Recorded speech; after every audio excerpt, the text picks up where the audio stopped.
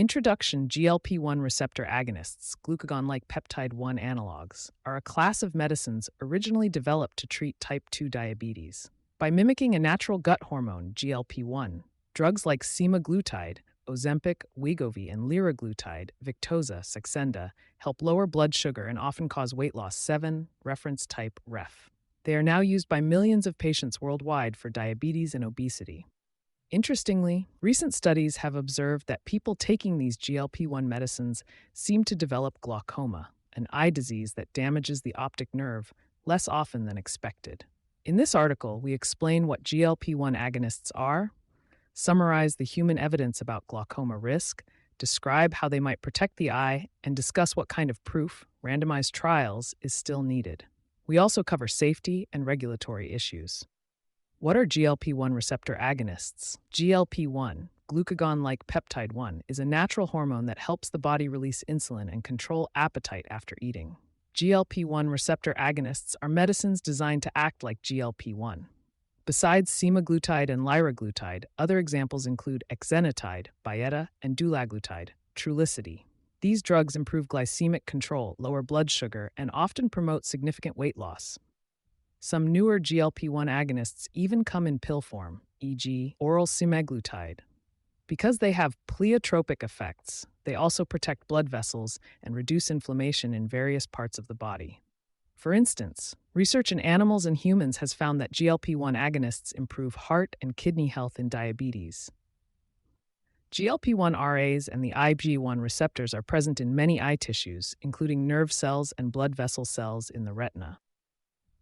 Laboratory studies show that activating these receptors can have powerful effects in the eye. GLP-1 drugs have anti-inflammatory, antioxidant, and neuroprotective actions in the retina. For example, one experimental GLP-1 agonist, called NLY-01, reduced damaging inflammation and prevented retinal ganglion cell death in a mouse model of glaucoma. Another line of research found that GLP-1 analogs stabilize small blood vessels and the blood-retina barrier, the tight layer that protects the eye. In short, GLP-1 RAs have been shown to block multiple harmful processes in the eye, inflammation, oxidative stress, and nerve cell damage, that are linked to glaucoma and other eye diseases. These findings have raised the idea that GLP-1 drugs might protect vision independently of their blood sugar effects. Observational evidence: lower glaucoma rates among GLP-1 users. Several recent observational studies looking at real-world patient data have noted that people taking GLP-1 RAs develop glaucoma less often than similar patients who do not take them. For example, a U.S. insurance claims study compared about 961 new users of GLP-1 RAs to over 4,300 matched diabetic patients on other medications. After balancing the groups for age, gender, and diabetes control, the GLP-1 group had only 10 new cases of glaucoma, 0.51%, versus 58 cases, 1.33%, in controls. Statistically, this corresponded to a 44% lower hazard of glaucoma in the GLP-1 users, adjusted hazard ratio 0.56, 95% confidence interval 0.36 of 0.89, 0.01. In plain language, GLP-1 treated patients had roughly half the chance of being newly diagnosed with open-angle glaucoma during follow-up. Similarly, a large Taiwanese health record study divided people with type 2 diabetes into those taking any GLP-1 RA versus those who did not. In that study, there were 1,366 GLP-1 users and 2,132 non-users. Over time, 40 GLP-1 patients and 91 control patients developed open-angle glaucoma. After adjusting for other factors, the GLP-1 group had a significantly lower rate, adjusted hazard ratio 0.71 to 95% CI, 0.533 to 0.936. This means about a 29% lower relative risk of glaucoma among GLP-1 patients, a result considered statistically significant. Notably, in that study, the apparent benefit was stronger in younger patients under 60. A nationwide Danish registry study also found that GLP-1 agonist use was linked to a lower glaucoma risk.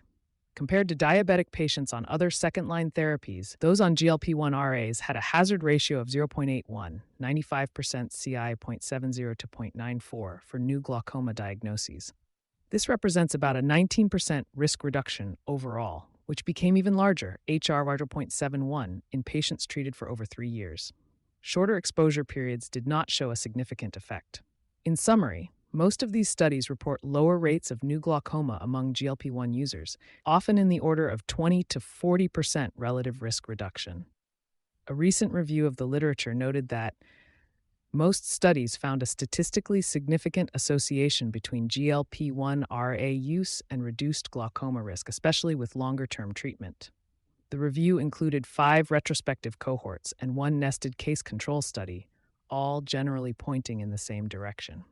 How to interpret observational findings? It is important to remember these results come from observational data, surveys of real patients under usual care, not from definitive clinical trials. An observational study can show that 2 things tend to occur together: GLP-1 use and lower glaucoma incidence, but cannot prove that one caused the other. Patients on GLP-1 RAs might differ in other ways: health status, glucose control, genetics, etc., that affect glaucoma risk. When review authors say the association holds after adjustment for known factors, it means they used statistical methods to try to make groups similar, but hidden biases may remain. In short, epidemiological findings are suggestive but not conclusive. In contrast, a randomized controlled trial, RCT, where people are randomly assigned to take a drug or placebo, provides much stronger evidence of cause and effect. To date, no large RCT has directly tested GLP-1 RA for glaucoma prevention. Thus, while the current real-world data hint at a benefit, they fall short of proof. As one recent review puts it, the predominance of retrospective studies, coupled with the lack of randomized controlled trials, limit causal inference. In other words, we need prospective trials to know for sure. Proposed mechanisms. How might GLP-1 agonists protect the eye? Researchers have proposed several ways GLP-1 drugs could protect optic nerve cells and retinal health. Anti-inflammatory effects. Chronic low-grade inflammation in the retina and optic nerve can contribute to glaucoma. GLP-1 agonists are known to reduce inflammation and activate protective pathways in neural tissues.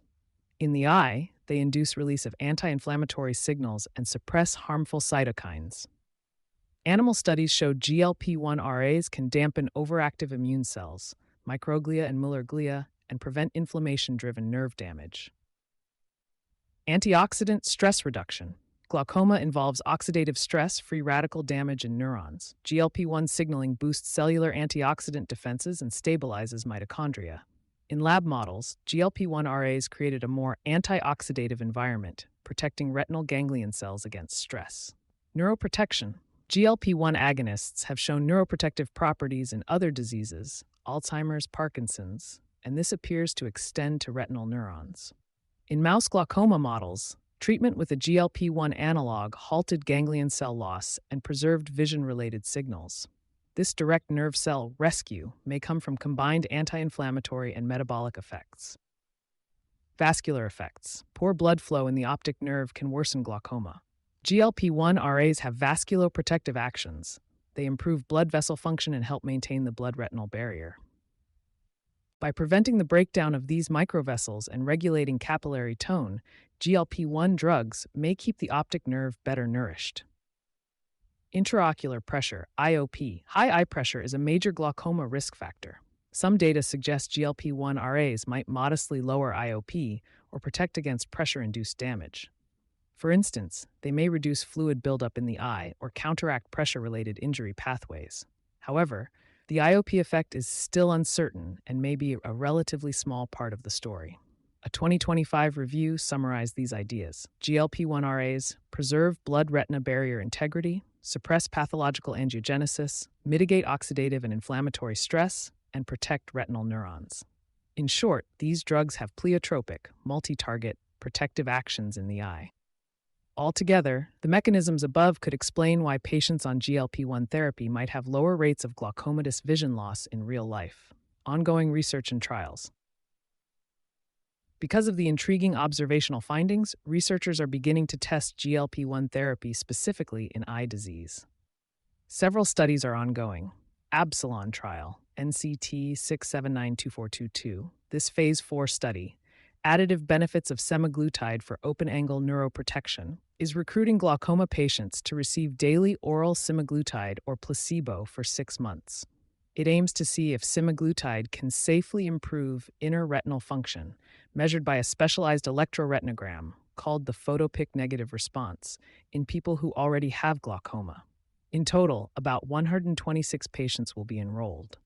This trial does not use eye pressure as the only outcome, but rather tests semaglutide's effect on retinal nerve health. It is expected to finish around late 2028. Focus trial NCT 3811561. Although not a glaucoma trial per se, Focus is a large phase 3 trial testing weekly subcutaneous semaglutide in diabetic retinopathy, eye disease from diabetes. It will provide safety and efficacy data on the eye for semaglutide. It's due to end in 2027. Such trials in diabetic eye disease may offer clues about ocular effects of GLP-1 RAs in humans. These studies represent a shift from looking only at diabetes to directly measuring eye outcomes. To date, no results from a glaucoma-specific randomized trial have been announced. If Absalon or other trials show benefit on retinal function, it would be a major step toward proving GLP-1 RAs can protect against glaucoma. Until then, any eye protection effect remains unproven. Safety profile and side effects. GLP-1 RAs have been studied extensively for safety in diabetes. In general, their common side effects are gastrointestinal. Many patients experience nausea, vomiting, or diarrhea when starting the drug, especially as doses increase. These effects tend to be mild to moderate and transient, as shown in review of the semaglutide trials. Patients often cope with nausea by adjusting the dose or taking the medication slowly. Another well-known issue is an increased risk of biliary disease, gallstones. GLP-1 RAs speed up weight loss, which can change bile composition. Studies have found a higher incidence of gallbladder stones or related complications in GLP-1 users. Patients are warned about right-sided abdominal pain or jaundice. Rare but serious concerns from early studies included pancreatitis and certain thyroid tumors, but long-term data have not confirmed a strong link. The overall safety profile is considered similar across the class. For most patients, the benefits of GLP-1 drugs, better blood sugar, weight loss, possibly heart protection, outweigh these risks. In fact, one safety review concluded that semaglutide induces mostly mild to moderate and transient gastrointestinal disturbances and increases the risk of biliary disease. No unexpected safety issues have arisen to date. Ophthalmic safety considerations. There are a few eye-specific safety signals to note. One is diabetic retinopathy worsening. Rapid improvement in blood sugar, as occurs with potent GLP-1 therapy, can temporarily worsen retinal swelling if long-term retinopathy is present.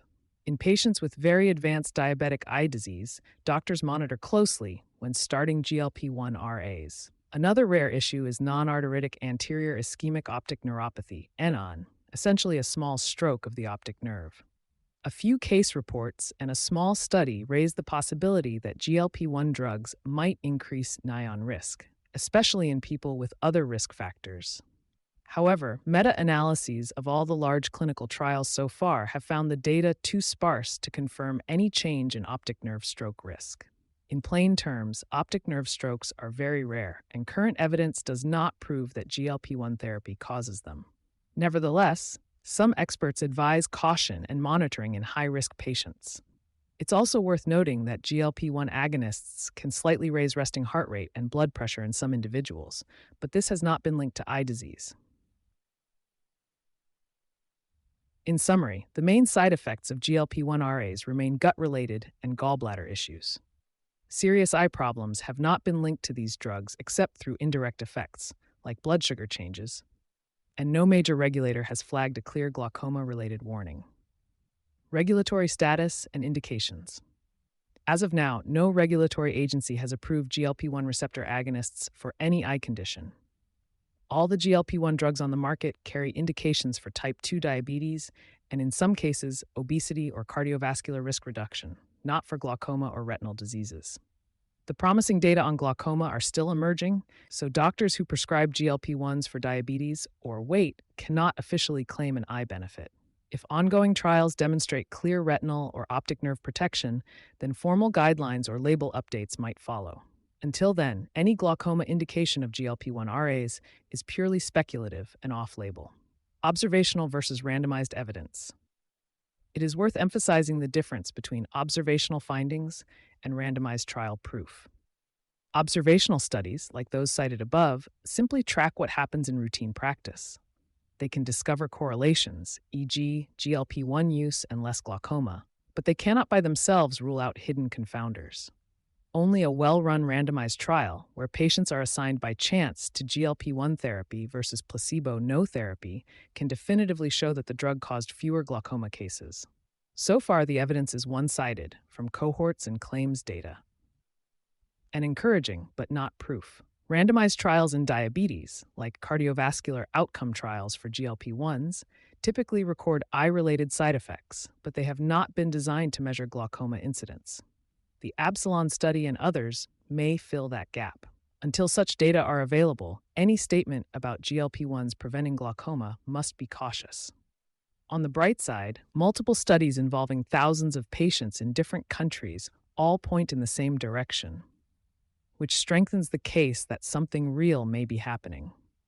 Conclusion: GLP-1 receptor agonists are a well-established class of diabetes and obesity drugs with powerful metabolic benefits. Recent research suggests these drugs might also protect the eye. Several large observational studies have found lower rates of new glaucoma among GLP-1 users. The proposed reasons include reduced retinal inflammation, better blood flow, and direct nerve protection. However, it is crucial to remember that these findings come from retrospective analyses, not from definitive clinical trials. In other words, we have signals and hypotheses, but not proof. Looking ahead, ongoing trials, like the Absalon semaglutide study, will test the idea in human glaucoma patients. If and when randomized data become available, we will better understand whether GLP-1 drugs can claim an eye protective benefit. For now, patients should use GLP-1 agonists only for their approved purposes, diabetes, weight loss, and discuss any concerns with their doctor. Monitoring of eye health remains important, especially if one has existing eye disease. In summary, GLP-1 RAs show promise for lowering glaucoma risk, but evidence is not yet conclusive. Observational data and lab studies are encouraging, and modern GLP-1 drugs have a generally favorable safety profile. Patients interested in potential eye benefits should stay tuned to research updates. Over time, carefully designed clinical trials will tell us if these diabetes medications can really help safeguard vision in glaucoma. Sources: we have drawn on multiple recent scientific reports, including retrospective cohort studies and reviews in ophthalmology and endocrinology. For readability, detailed study methods and confidence intervals have been simplified in this summary. All links to sources are available in the text version of this article. You can find the full article at visualfieldtest.com. Thanks for listening. To check your visual field, click the link at the bottom of this article or visit visualfieldtest.com.